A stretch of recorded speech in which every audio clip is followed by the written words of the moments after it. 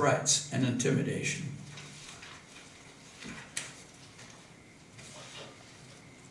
Any other comments from the council?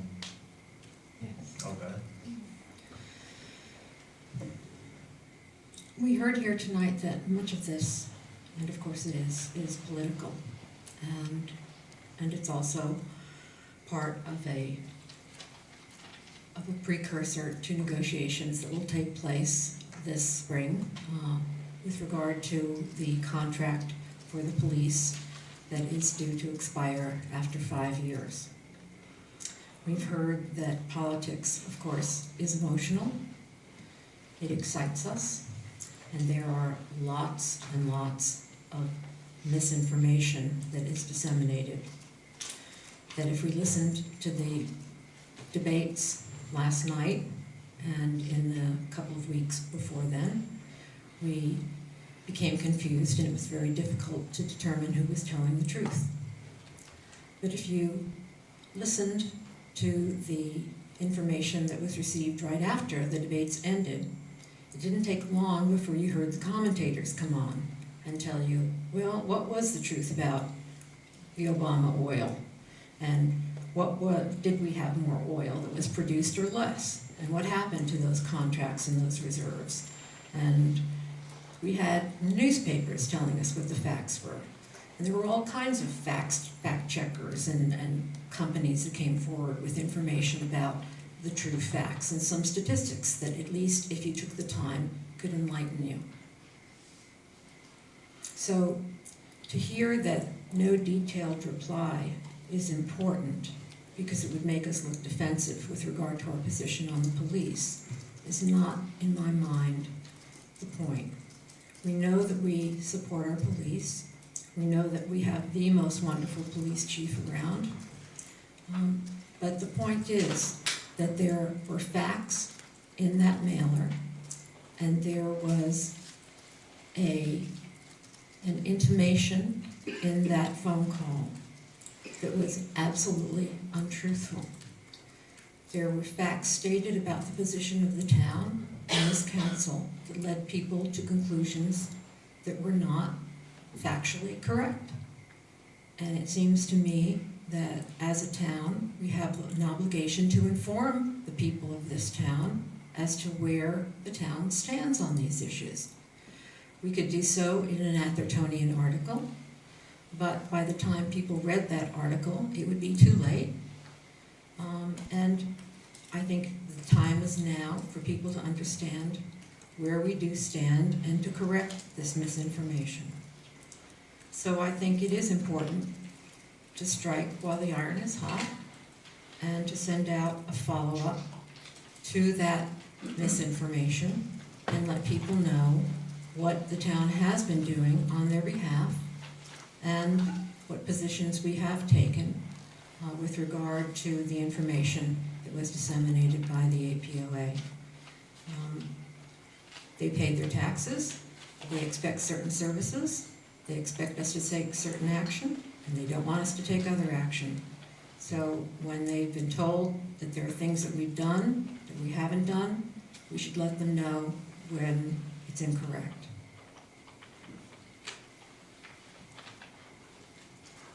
Anything else?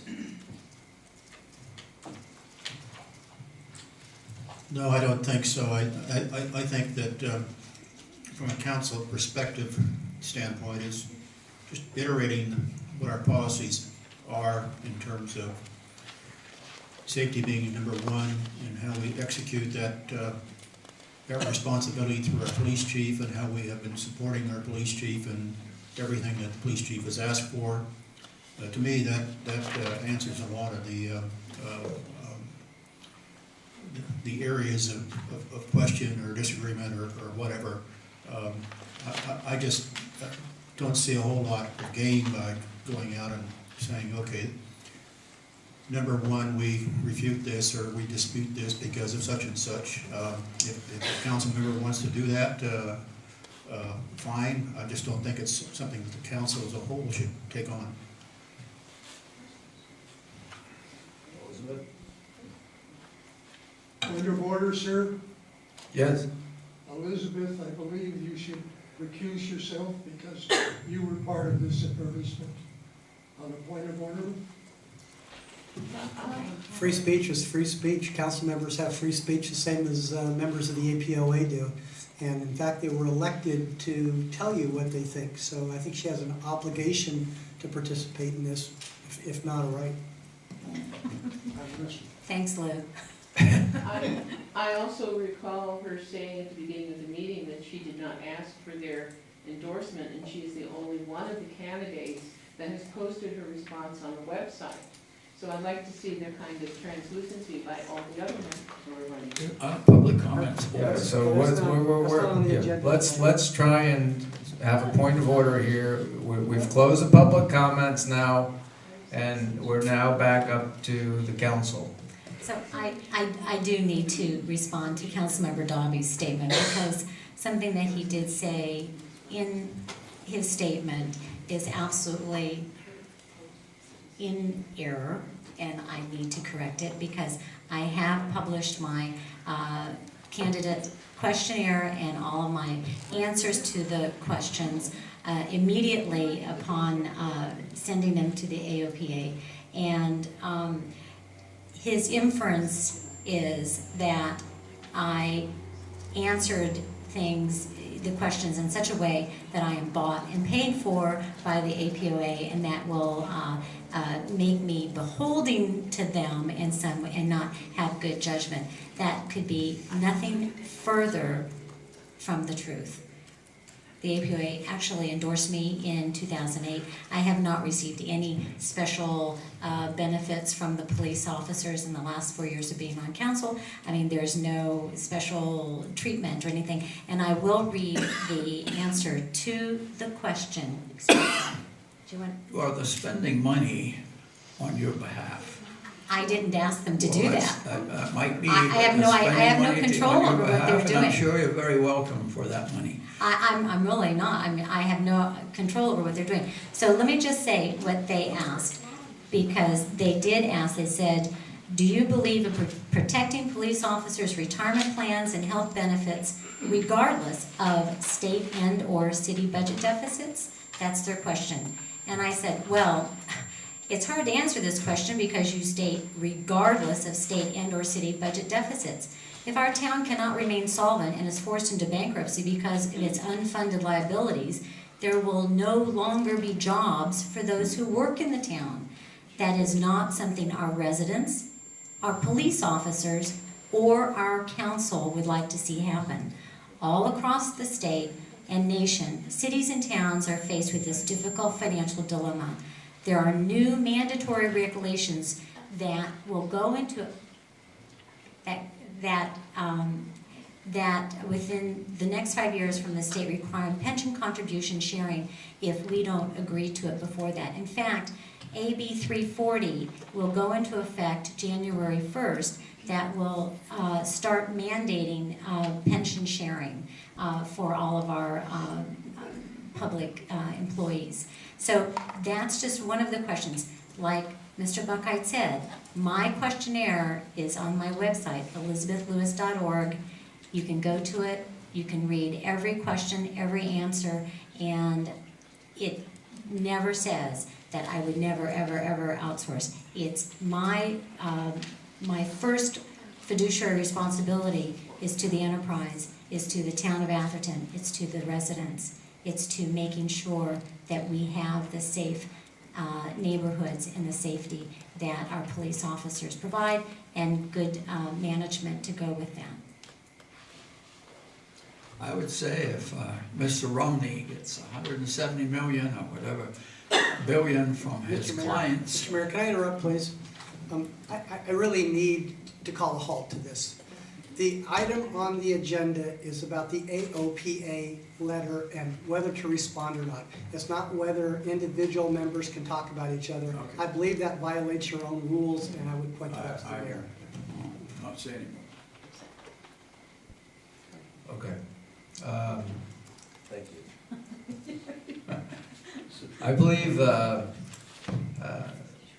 I believe some of these items need to be responded to. You know,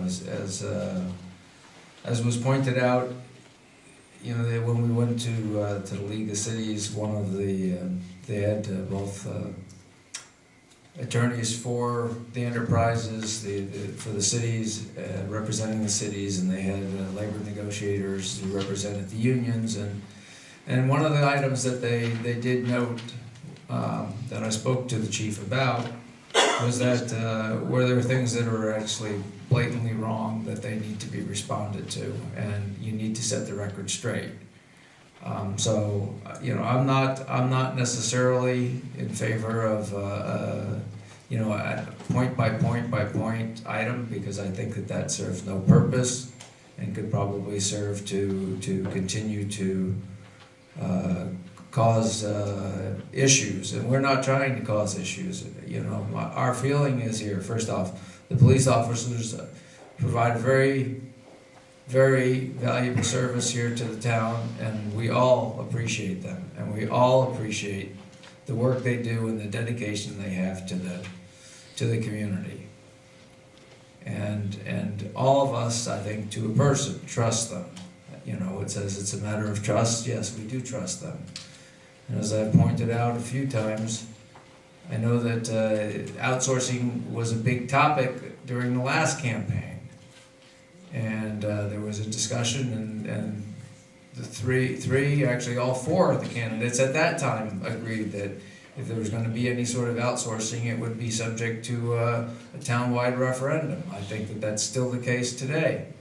So, you know, I was very disappointed personally to see, you know, inference that members of the council here today are contemplating, secretly plotting, et cetera, to potentially do outsourcing, or your safety could be at jeopardy because of outsourcing. I think that we do need to respond that safety is important. I think we need to respond that the budget hasn't been cut. We've provided the budget. The chief is doing an excellent job. I think we need to identify that. The response times and the performance of the police department is as high as it's been in a long time. Even when we had more people, it's higher.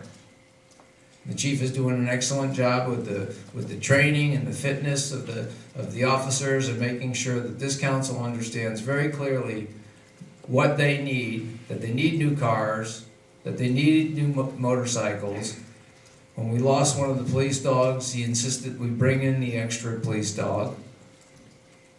You know, it's our job to ask them questions. Are you sure we really need it? Are you sure this has been fully depreciated, et cetera, et cetera? But it's our job to ask those questions, because we have to make sure that the money's being spent well. But I do think that it's important that the council and the town respond and say that here are the real facts. And as I mentioned, I reviewed those with the chief, and I said I wanted to make sure the chief was 100% behind the items that are listed here and the facts that are listed here. And he wrote back in writing that he was. So I do think that some of these things, obviously, we can take some of them out. We do want to make sure that you know, we're not in any way trying to say that the APOA doesn't have a right to do this. They do. Freedom of speech, they're allowed to lobby. It's even in the fair practice laws that say that the police unions and the employee unions are allowed to participate in the fullest extent in our elections, whether they live in this town or not. But they're allowed to, so we're not telling them that they can't. And as was mentioned, you know, kudos to them that they raised the awareness and got everybody to make a stand, just like, you know, a number of years ago that we did that.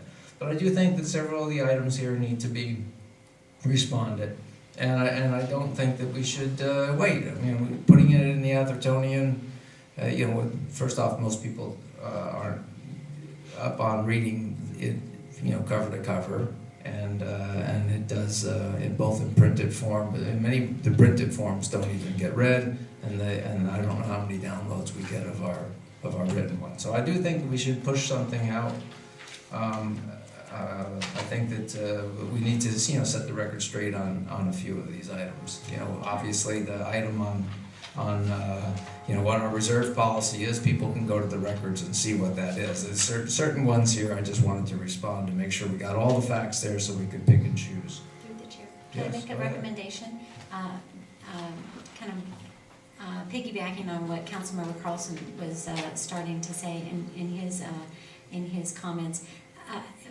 A high-level response about what our council policies are, what we really are our priorities, and keep it at a very high level from a policy level and from our commitment level, and not get into detail of, responding tit for tat, back and forth. I mean, I think that if we could get a consensus to do something like that, I think that would be the most helpful. I think we should send this information out to all residents. These are all facts. We're not, there's no innuendo here like there have been with the APOA. This is all facts. And I think all residents should be made aware of the facts. And the facts that have been identified here, I think we should send out in a mailer to all of our residents. Jerry? Mr. Mayor, I would be in favor of or supportive of the idea of a press release from your office that started out with the sort of the general ideas that Elizabeth mentioned here, the higher level thing that we're, safety is number one priority, and we exercise this with the police chief, and we support and so forth. And then if there are a few specifics that you think are really need to be corrected, that you can go ahead and in this release address those things. I feel comfortable to leave that up to you and working with the city staff to craft something like that.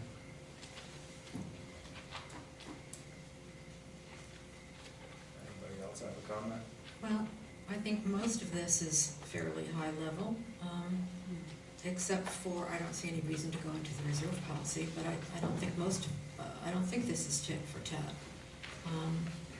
I think if you have a letter that says that this is being done with the understanding and consent of our chief of police, and start off with regard to the fact that that the Atherton Police Department is first and foremost there to ensure the safety of all the residents, and our respect for the Atherton Police Department, and you discuss some of these, the fact we haven't discussed police outsourcing, and staffing is at the same level, and response rate is better than has been reported. I think all of these issues can be discussed in a manner that it's not tit for tat, and I think that they're all relevant and are important for the people of the town to know.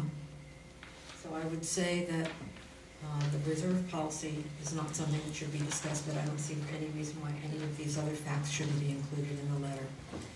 I think knowledge is important for the people of the town. We talk about transparency, let's give it to them. I would be happy to give the mayor the authority to send a press release out with whatever items on this list he thinks are appropriate. I have confidence in the mayor that he would Thank you. do the high level right thing.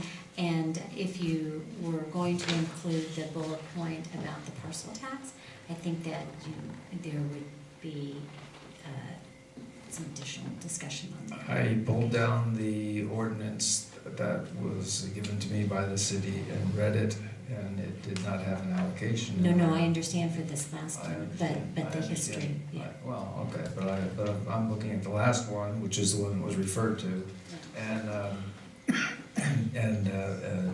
I also, but I thought that it was also important that the key point in this is that this council here, we made the delineation. No, that. Right. Exactly. And I think that that's the key thing, Right. is as opposed to, but, okay, no It's a little problem. confusing how it's written, if that was All your right. intent. That was my intent. So I think that's what I'm saying. A lot of words, and trying to defend or explain gets misunderstood. And if you take a more high-level policy approach, would be. Yeah, the words were put in to make sure that there was no misunderstanding of what the facts were, because I wanted to make sure that the facts were clear, you know, as with the documentation that I was provided, because the worst thing is that we say, we got a mail, or our residents got a mail, or it had misinformation in it, or it had inconsistent information, and then we do the same thing, and that's why I was, maybe went a little more detail than necessary, but, okay. Thank you for your confidence, I'll be more than happy to take it on the shot. I'll make that motion again. We give the mayor the authority to have a press release with statements, whatever statements in here he thinks are appropriate. I would just like to amend that with the understanding that he's not going to just do this in duplication. You're gonna take some of our recommendations and do more of a high-level summary. We have a motion and a second. And I was making an amendment to that. I will work with the new city manager who takes an independent view on it to make sure that it's high level and fair. So can we have a election and vote? Yes. Aye. I guess I should say no. I don't want to. Okay. Thank you. Now we go back to the items that were pulled on the consent calendar. So the first one, I think, Jerry, you wanted to speak about number 13, which was the audit on the healthcare. Yes, thank you. Yeah, I'm in support of what you want to do here in terms of taking cash and putting into a reserve account. We'll say that first and foremost. The reason I wanted to make a comment is I think that before we go any further, I would like to request that we bring in the actuarial people and maybe have a joint workshop, council as well as the finance committee, where all council members can ask questions of the actuarial team. For example, one of the things that I have a big question about in terms of the discount rate going from 4% to 6%. We did have a meeting, a short meeting the other day about that, and I understand the source of that is for parts. And so that raises a question mark in the back of my mind as to whether that's the best source for a discount rate assumption that could be, you know, an important assumption here. The other reason for this is that I think that we ought to begin to think about the strategy for the parcel tax and be thinking about what we need to have in the way of a financial projection, 5-year plan. And we may want to have the actuarial people actually do some what ifs. What if this changed? What impact would that have dollar-wise on a longer-term financial budget and that type of thing? So I just wanted to make that request in conjunction with this particular item. I'm fully in support of it. Right, and then, you know, the idea, which actually was brought up by Jim at the finance committee meeting, was that the fact that our investments, as you know, are making 2%, 2.5%, and Not even that. and then and these, yeah, so that was, we thought we actually would be making money. So, any other comments on item 13 before we take some public comments? So my, Yeah, in following up with what Councilmember Carlson said about, since this is now about 18 months old, the actuarial. And we're just receiving it, and so what would it cost if we could get a low-cost price to have them refresh this in light of our current staffing levels? Because this is a picture through June 30th, 2011, and a lot happened from July 1st, 2011 to now. And there is an error on page 4 that we found with the date in the GASB 45 benefit costs, the date. So it should be June 30th, 12. Could I respond to Right, go ahead. the comment there, just, As long as you don't say yeah, anything bad. I was, don't yell at you. I was implying when I said what ifs, Oh, those that the are actuarial people would do the update okay. as well as look at different scenarios. You know, if we took certain actions, how would that make the numbers come out? Would it be significant change, in what time period, and that type of thing? Okay. Deborah spoke to that very topic when we had this presented, because we asked the very same question, not about the projections going forward, but the fact that, you know, the vice mayor said, well, we've actually taken some action with regards to personnel, and there's certain people that are no longer on the books, et cetera. And that, her response was that there would be some change, but it would be minimal change in the order of like $100,000, if I remember the exact number. Robert, you may recall what that was, but we should ask the question. I've got no issue with asking the question, but we don't want to have diminishing returns, but we do need to have a good 5-year projection, because this is one of the things we've been asking for. Deborah was going to do a 5-year plan for us. Sample. I would just like to mention that we have huge liabilities as far as pension and healthcare benefits. More than $20 million, and some estimates now are that could be up to 3 times that. And therefore, at the present time on investments, we're getting very low amount, maybe less than 1% in some cases. And so the question that will come up to the council will be, how much of what we owe should we pay for today, which if we are getting 4 to 6% from the coppers area, would actually mean we're saving money. And of course, the risk is that rate might drop tremendously. So we have some pretty serious questions to come up of how much we pay for now and how much do we pay for later. And I just bring that up as an item that is very important. Well, I'm glad that we've at least got some visibility on what the off-balance sheet liability is, because you can see it is a very large number. Of course, it is an estimate, and it is based on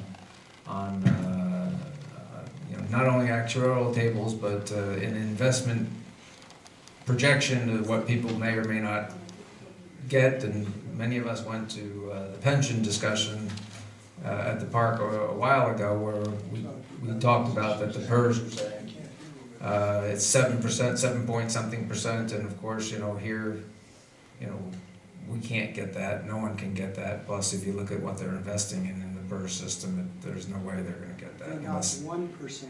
yeah, yeah. So anyway, And just asking them the assumptions, because if you're looking on page 10, they got the assumption of payroll increases of 3.2%. We don't have payroll increases budgeted that way, so, but they're banking that in our actuarial. so, If I may add, I've already been in communication with the actuarial consultant, so they're aware that we will want them to come out and touch base on all those assumptions and provide us with additional information. all right, thank you, Rob. And maybe what they could do is, we could make that an agenda item with the city manager's indulgence, where they could present what they do and how they do it, and allow us to ask the questions. You could schedule, I think Councilmember Carlson said, schedule a joint meeting. Okay. It's a special meeting of both bodies. That way everybody can get in the same room at the same time and ask all the questions you need to. Okay, good, okay. So is there any public comment on item number 13, which is the health care liabilities? Seeing none, I'll quickly close and come back. Is there a motion? I move we adopt the recommendation. Second. Okay, all in favor? Aye. Aye, okay. Number 14, bike paths.